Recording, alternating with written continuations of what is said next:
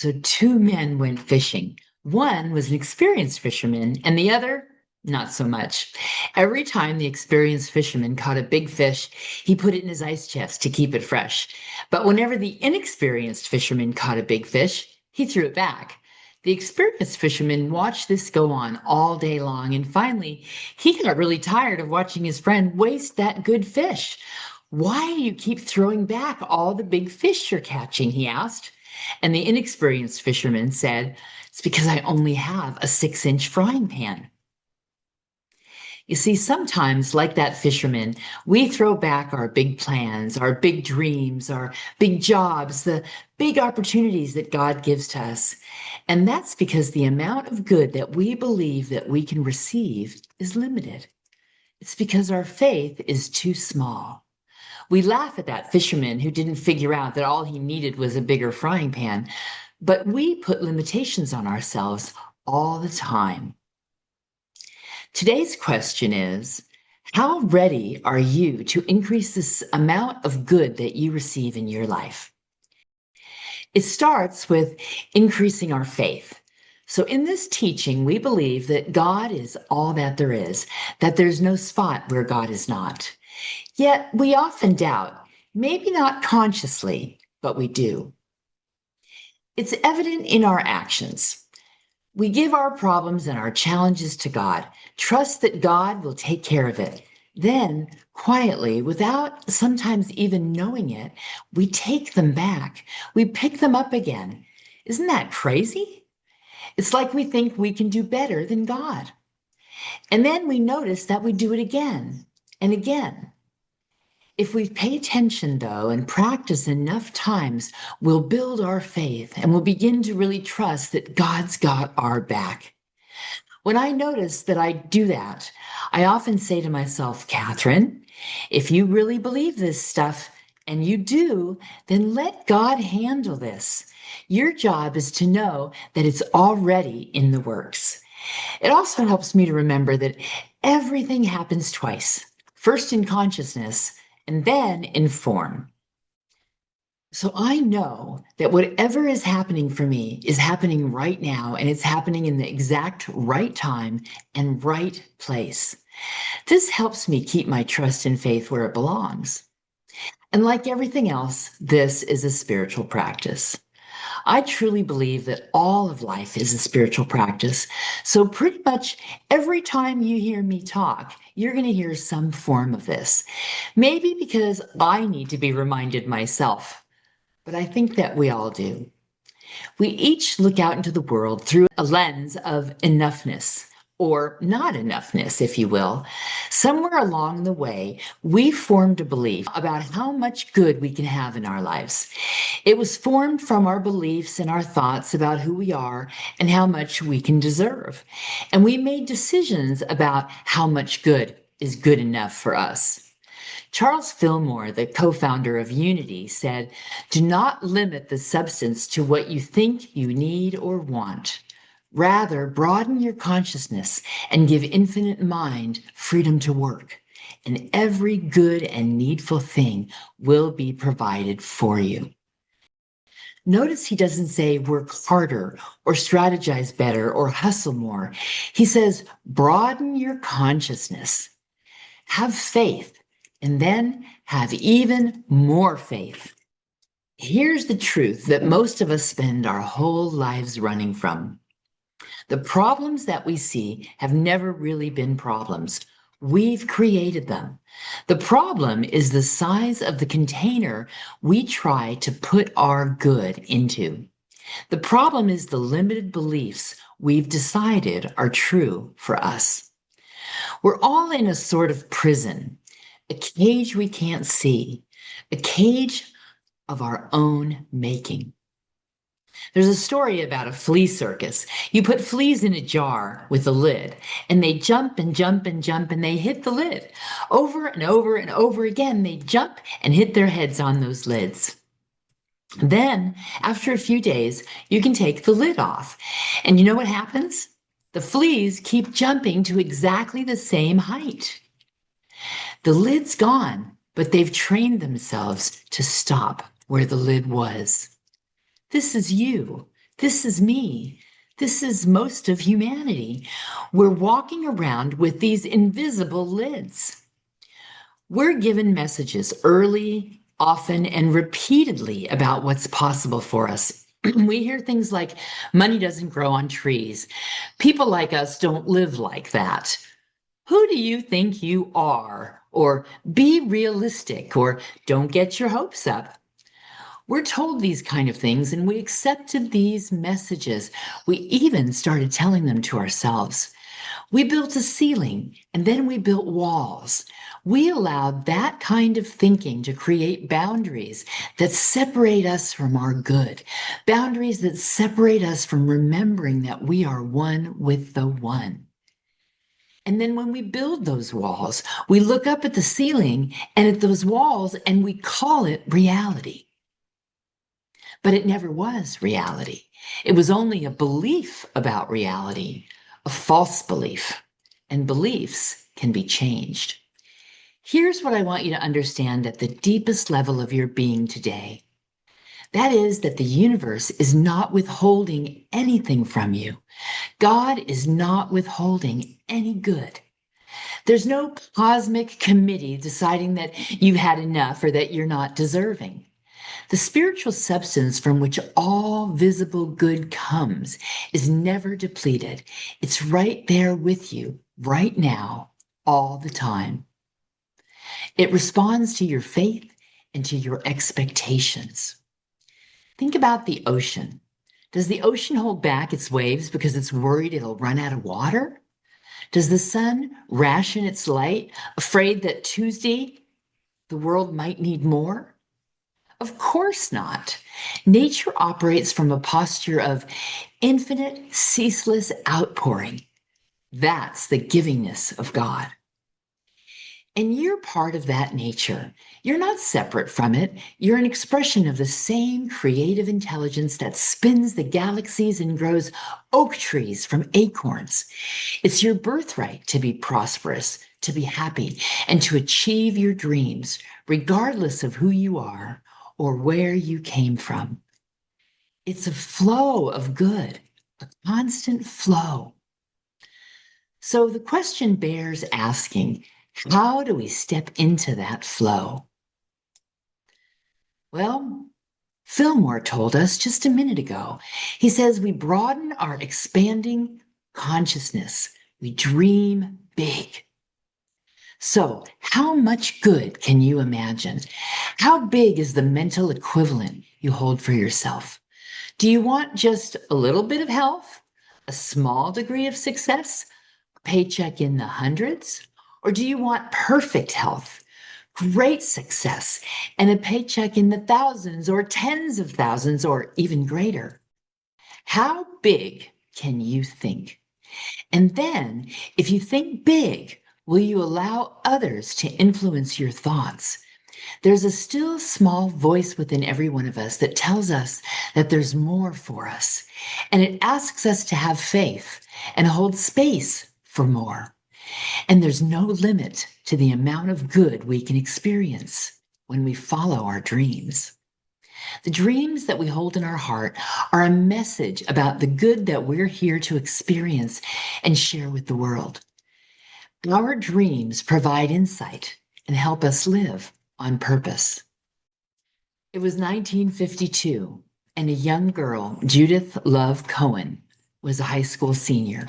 She walked into her high school guidance counselor's office. She sat down and she told him that she wanted to study advanced mathematics. She wanted to build things. I want to understand how the physical world works at its deepest level. And then I want to use that understanding to make something real, something important, something that makes a difference in the world, she told him. Well, he leaned back, rubbed his chin, and smiled at her. You might know the kind of smile I'm talking about, that patient, slightly pitying smile that people give you when they've already decided what your life should look like. They think they know. He leaned back and he said, honey, nice girls go to finishing school. There you learn how to pour tea. You meet a good man. You get married and you have children. That's the path you should be following. Well, Judith thought to herself, wow, this guy doesn't have a clue, but he means well. So she thanked him and she went home. And that night, she enrolled in the School of Engineering at Brooklyn College. Now, picture the lecture hall on her first day. Several hundred students, shoulder to shoulder, notebooks open, the low rumble of voices settling in for the semester. Judith looks left, and then she looks right. She realizes that she's the only woman in the room of several hundred. Not one of a few, but the only one. Well, through the semester and the next couple of years, the boys laughed at her. They didn't take her seriously, and neither did some of the professors. Still, she raised her hand. She stayed engaged. Most people faced with that kind of a challenge would probably recalibrate. They'd probably find a way to focus on something else, to find something that would be easier, something that's more available to them, something where people weren't laughing at them. But not Judith. She showed up every day and she just raised her hand higher and higher. And after 2 years, she transferred to USC to finish her bachelor's and then her master's. She graduated in 1957, eighth in a class of 800. She had done it. She had carried her dream from a Brooklyn's guidance counselor's office all the way to an advanced degree. And then NASA called. It was 1960, about the time we talked about in that reading. And America decided it was going to the moon. JFK was all about it. NASA wanted the mathematical minds that were the best in the country. They wanted people whose dreams were big enough to match the scale of this thing being attempted. Gender, not important. Competence was everything. So Judith applied.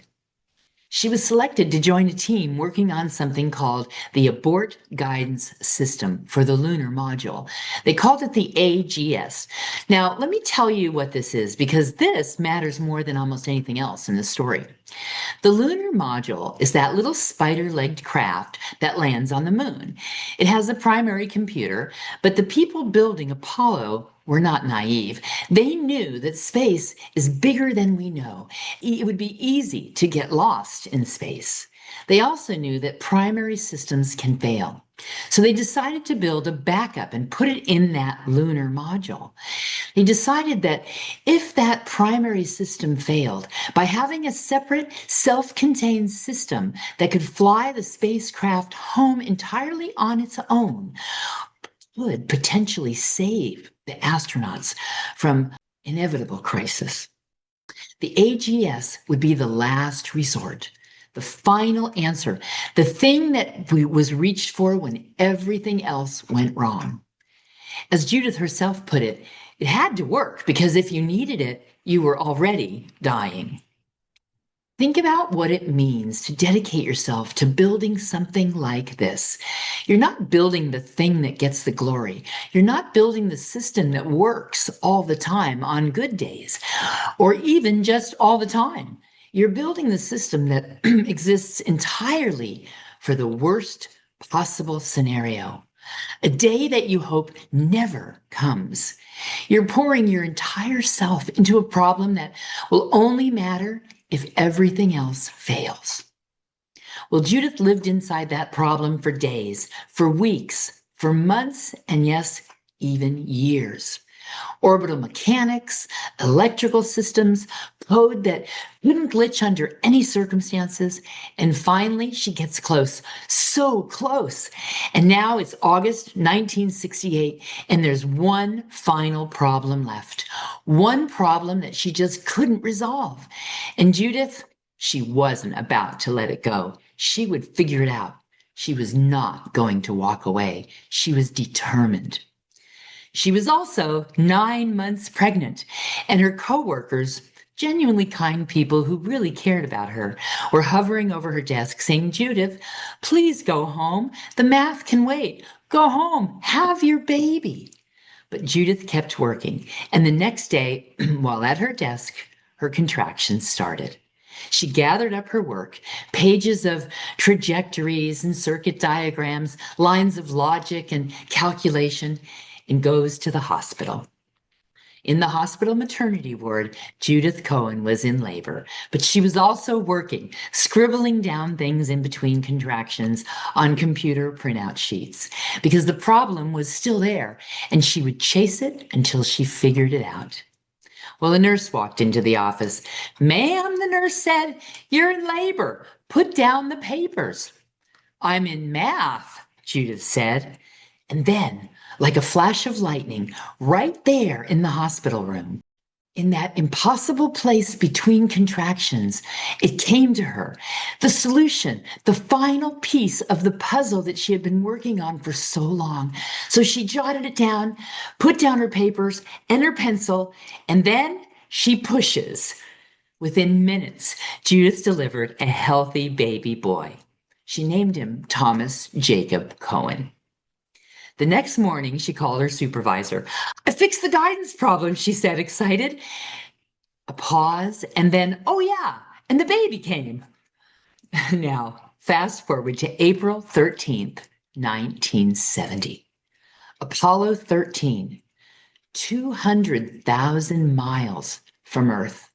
Astronauts Jim Lovell, Jack Swigert, and Fred Haise. 2 days into their journey to the moon, 9:08 p.m. in the evening, and boom, an oxygen tank ruptures, and then a second one fails. The power for the missile begins to bleed away. Command module is dying in real time, and they have minutes before all is lost. Well, Mission Control, calm as a cucumber, knows exactly what's happening and tells those 3 astronauts to crawl into the lunar module, that little landing craft designed to hold 2 astronauts for 1 day as they travel from the rocket to the moon's surface. But it's life or death time now. There are 3 of them, and they needed to carry them home across 200,000 miles of empty space, which would take just over 4 days in that tiny module. But that's their only option. And just as they enter the lunar module, the primary guidance computer fails, and the AGS wakes up. Judith's AGS. It calculates the burn that will bend their trajectory back towards Earth.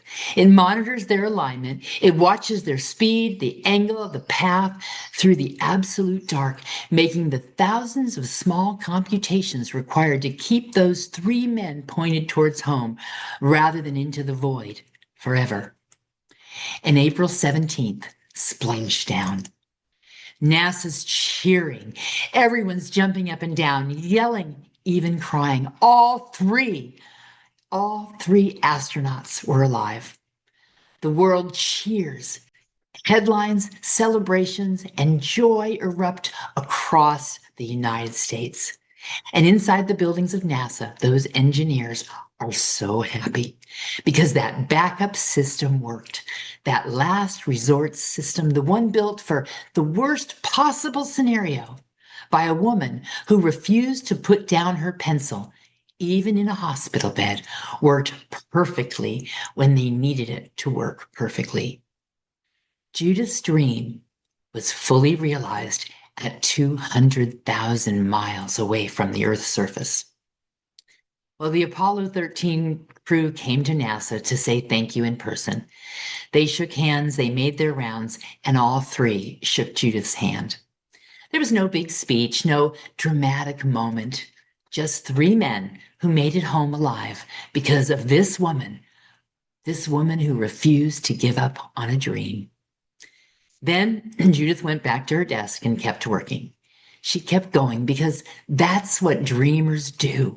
They don't stop when they've arrived somewhere because the dream keeps expanding like our consciousness. It grows and it takes us where we need to go next. Well, Judith worked on the Hubble Space Telescope. She worked on satellites that would run for 50, 60, 70 years. She wrote papers and she got patents. She danced with the Metropolitan Opera, and she wrote a children's book called You Can Be a Woman Engineer. because she never forgot sitting in that guidance office, hearing that guidance counselor tell her that she had to have a different dream. She said, "Television has given girls lawyers. I'm going to give them astronauts." And on July 25th, 2016, just about 10 years ago, Judith Cohen passed away. After her passing, her son, Thomas Jacob Cohen, who the world knows as actor and comedian Jack Black, posted an obituary with a photo of his mom from 1959, young and serious, standing next to a spacecraft. My mom literally helped save Apollo 13. She finished the calculations while she was in labor with me. How do you top that? You can't, he wrote. Here's what I keep thinking about. A 19-year-old girl in Brooklyn had a dream. Someone smiled at her and told her it wasn't her dream to have. And she looked back and smiled and decided quietly and completely, without any drama, that she would have it anyway. She didn't fight with the counselor. She didn't argue. She didn't make a speech. She just went home and she followed her heart. She followed that still small voice. She followed her dream. And she enrolled in engineering school. And that dream, that private, stubborn, unspectacular act of refusing to accept something small, traveled 30 years through lecture halls where she was laughed at, through the graduate program where she was all alone, through equations she wouldn't put down, even in active labor, all the way to a spacecraft 200,000 miles from the surface of the Earth, where it saved 3 lives. That's what a dream can do. Judith never flew, but she made sure that others could. From a hospital bed, between contractions, with a pencil. Judith wouldn't accept the limitations the world or the guidance counselor wanted to put on her. She knew she had something big to give. And so do you, my friends. So do you. The fact that you're still here, that you're breathing right now, says that you're not done. So my question for you is, how much good will you accept for yourself? Are you ready to let go of the limitations you've allowed to be the ceiling and the walls around you? Those limitations that hold back your good. How big is your container? In a new Design for Living, Ernest Holmes, the founder of the Science of Mind, asks us to consider whether we're measuring our good with an eyedropper, a teaspoon, or a bucket. I'd like to suggest that we take that metaphor even further. What about a swimming pool? How about the ocean? How about the entire universe? What if beyond all we can imagine, there's even more good for us? If God's all there is, and we are one with God, that means we are one with the good that God is. And knowing that, how can there be a limit on how much good we can experience? The power to obtain all the good that there is lies in the idea of embodiment and the practice of recognizing it. However much good, however much God we can embody, that's as much as we'll experience, until, that is, we expand our capacity, broaden our consciousness. Once we know that we have control over the amount of good that we experience, we have the ability to take that capacity container and change it in for something bigger.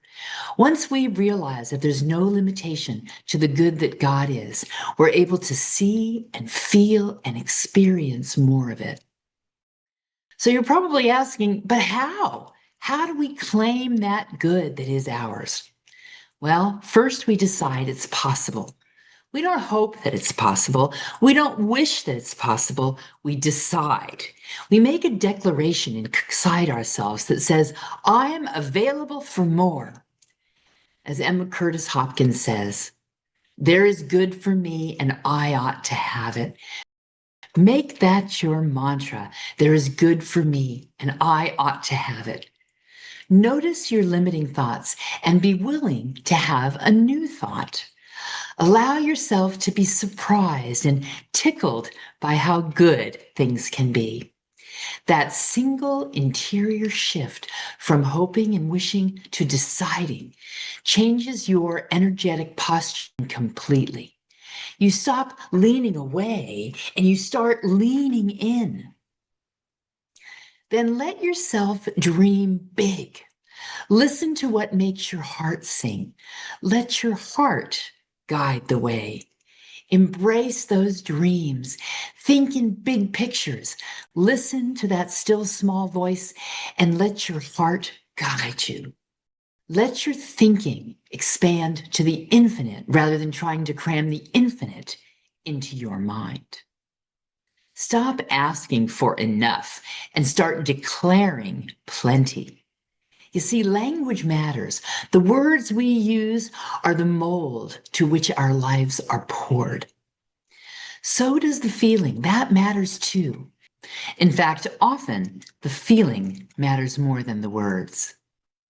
Can you feel how good it is to have enough? To be enough? To know that everything you need is provided for you? Pay attention to the places in your life where you actually feel and practice feeling more.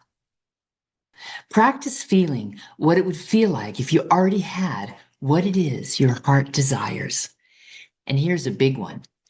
Act as if what you want to have is already yours. And if that's too tough for you at first, act as if it's on its way. Because we believe, as I said earlier, that everything's created twice, first in consciousness and then in form. So create it in consciousness. And then let God do what God does and bring it into your life. Know that it's on its way. Have faith that it's on its way. Then practice gratitude as a spiritual technology, not gratitude as politeness, not perfunctory thank yous before dinner or when someone does something for you. Gratitude as a signal, a powerful broadcast, a message that goes out to the universe that says, I see the good that is already here. I'm tuned into that frequency. This is so good. More, please. True thanksgiving can be likened to rain falling upon ready soil, refreshing it and increasing its productivity. Let go of the how. This is one of the things that trips us up. Even those spiritually sincere people get tripped up by worrying about how things are going to happen. We'll affirm all day long, but then we'll spend 20 minutes trying to figure out how we're going to bring it about. And the moment we do that, we've shrunk the infinite back down to the size of our limited imagination. Your job is not to figure out the how. Your job is to be very clear on the what, to know what it looks like and how it feels, and to be open to let God bring it into your life, to let God worry about the how. So, what is it that you tell yourself about yourself? Does that little voice speak words of criticism or words of empowerment and love? Pay attention. Every word, every thought, every action is a prayer. So it's important that we align our language and our behavior with the truth of our higher self. It's not so hard when we believe, when we really believe that spirit is flowing through us, that everything we need is already here. By recognizing that the good we have in our lives now, by being grateful and knowing that it's enough. Like magnets, we draw more into our life, and then we can experience even more. So, how big is your container? Are you measuring the good in your life with an eyedropper, with a teaspoon, or with a bucket? Can you even imagine a swimming pool? Can the good that's available to you be even bigger than that? As big as the ocean or as big as that vast universe? So tonight, when the sun sets, go outside, Look up and ask yourself, how much good can I allow into my life? And my friends, dream big.